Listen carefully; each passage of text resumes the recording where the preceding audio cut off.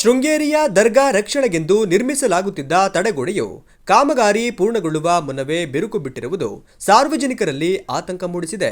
ಈ ಬಗ್ಗೆ ತೀವ್ರ ಆಕ್ರೋಶ ವ್ಯಕ್ತಪಡಿಸಿರುವ ಜೆಡಿಎಸ್ ರಾಷ್ಟ್ರೀಯ ವಕ್ತಾರರಾದ ಸುಧಾಕರ್ ಶೆಟ್ಟಿಯವರು ಇದು ಕಾಂಗ್ರೆಸ್ ಸರ್ಕಾರದ ಲಂಚ ಮತ್ತು ಭ್ರಷ್ಟಾಚಾರದ ವಿರಾಟ ಸ್ವರೂಪ ಎಂದು ಕಟುವಾಗಿ ಟೀಕಿಸಿದ್ದಾರೆ. ಈಗ ನೋಡ್ತಾ ಇದ್ದೀವಿ, ಶೃಂಗೇರಿಯ ದರ್ಗಾದ ರಿಟೈನಿಂಗ್ ವಾಲ್ ಬಗ್ಗೆ ನೋಡ್ತಾ ಇದ್ದೀವಿ. ಶೃಂಗೇರಿ ತಾಲೂಕು ಕಚೇರಿ ಮತ್ತು ದರ್ಗಾದ ಏನು ಒಂದು ರಿಟೈನ್ ವಾಲು 14 ಮೀಟರ್ ಇರುವಂಥ ವಾಲು ಬಿರುಕು ಬಂದು ವಾಲ್ತಾ ಇದೆ ಅನ್ನೋದನ್ನು ಪತ್ರಿಕೆ ಎಲ್ಲ ಕಡೆಯಲ್ಲೂ ನೀವು ನೋಡಿದ್ದೀರಿ.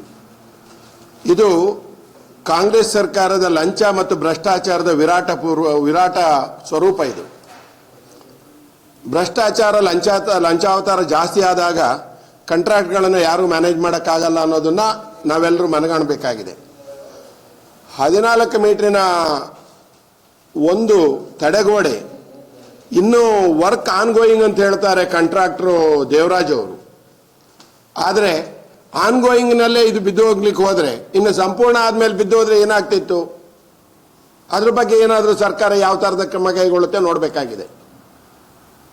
ಚುನಾವಣಾ ಪೂರ್ವದಲ್ಲಿ ಮುಸ್ಲಿಂ ಮತಗಳ ಕ್ರೋಢೀಕರಣಕ್ಕಾಗಿ ಹಾಗೂ ಓಲೈಕೆ ರಾಜಕಾರಣಕ್ಕೋಸ್ಕರ ಈ ಕಾಮಗಾರಿಯನ್ನ ಅತ್ಯಂತ ತರಾತುರಿಯಲ್ಲಿ ಕೈಗೆತ್ತಿಕೊಳ್ಳಲಾಗಿದೆ ಎಂದು ಅವರು ಆರೋಪಿಸಿದ್ದಾರೆ. 60% ಲಂಚದ ವ್ಯವಹಾರ ನಡೆದಿರುವುದರಿಂದಲೇ ಇಂತಹ ಕಳಪೆ ಗುಣಮಟ್ಟದ ಕಾಮಗಾರಿ ನಡೆದಿದೆ.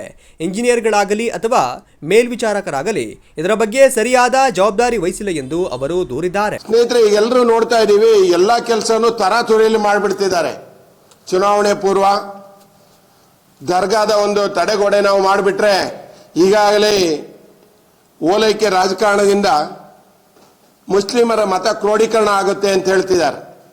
ಈ ಥರ ಮಾಡಿ ಬಡ ಮುಸ್ಲಿಮರನ್ನ ಮತ್ತು ಪಾಪದ ಭಾಳ ಇದೇನು ಬಡತನಕ್ಕೆ ತಳ್ತಾ ಇದ್ದಾರೆ. ಕೇವಲ ಮತನ ತಗೊಳ್ಳೋ ಒಂದು ವಾತಾವರಣದಲ್ಲಿ ಈ ಥರದ ಕೆಲಸಗಳಾಗ್ತಾ ಇದೆ. ಈ ತಡೆಗೋಡೆ ಎನ್ನುವಂಥದ್ದು ತಾಲೂಕು ಕಚೇರಿ ಇದೆ, ಅಲ್ಲಿ ಮನೆಗಳಿದ್ದಾವೆ, ಅಂಗಡಿಗಳಿದ್ದಾವೆ, ದರ್ಗಾ ಇದೆ. ಅದನ್ನು ಮಾಡಬೇಕಾದಂಥ ಕಾಂಟ್ರಾಕ್ಟರ್ಗಳಾಗಲಿ, ಇಂಜಿನಿಯರ್ ಆಗಲಿ, ಸೂಪರ್ವೈಸರ್ ಮಾಡ್ಕೊಳ್ಳಿದಾರು ಯಾರು ಅದ್ರ ಬಗ್ಗೆ ಯೋಚನೆನೇ ಮಾಡಲಿಲ್ಲ. ಕಾರಣ ಏನಾಗಿದೆ, 60% ಲಂಚ ಕೊಡೋದ್ರಿಂದ ಯಾವುದೇ ಒಂದು ಕಾಮಗಾರಿ ಗ್ಯಾರಂಟಿಯಾಗಿ ಉಳಿಲಿಕ್ಕೆ ಸಾಧ್ಯ ಇಲ್ಲ. ಕಳಪೆ ಕಾಮಗಾರಿನೇ ಮಾಡಬೇಕಾಗಿದ್ದಾರೆ ಇವರು. ಈ ಕಳಪೆ ಕಾಮಗಾರಿಗೆ ಉದಾಹರಣೆಗೆ ತಡೆಗೋಡೆ ಒಂದು ಬೀಳ್ತಾ ಇರುವಂಥ ತಡೆಗೋಡೆ. ನೀವು ರಸ್ತೆಗಳನ್ನು ನೋಡ್ತಾ ಇದ್ರೆ, ಆಲ್ದೂರು ದಾಟಬೇಕಾದ್ರೆ ಅಥವಾ ಚಿಕ್ಕಮಗಳೂರು ದಾಟಬೇಕಾದ್ರೆ ಈಗಾಗಲೇ ಮಾಡಿರುವ ರಸ್ತೆ ಕಾಮಗಾರಿಗಳೆಲ್ಲ ತೊಳೆದು ಗುಂಡಿಮಯ ಆಗಿದೆ. ಸಂಪೂರ್ಣ ಕಾಂಗ್ರೆಸ್ ಸರ್ಕಾರದ ಒಂದು ಕಳಪೆ ಕಾಮಗಾರಿ, ಲಂಚ ಭ್ರಷ್ಟಾಚಾರದ ವಿರಾಟದ ಒಂದು ಸ್ವರೂಪನೇ ಇದು ಅಂತ ಹೇಳ್ತೇನೆ. ಜನಗಳ ಪರವಾಗಿ ಕೆಲಸ ಮಾಡಿದ್ರೆ ಈ ಥರದ ಕಳಪೆ ಕಾಮಗಾರಿ ಆಗಲ್ಲ. ಈ ಕೂಡಲೇ ಸರ್ಕಾರ ಇದನ್ನು ಎಚ್ಚೆತ್ತುಕೊಂಡು ಅಲ್ಲಿ ನಡೆದಿರುವಂಥ ಕಳಪೆ ಕಾಮಗಾರಿ ಯಾರು ಮಾಡಿದ್ದಾರೋ ಅವರ ವಿರುದ್ಧ ಕ್ರಮ ಕೈಗೊಳ್ಳಬೇಕು.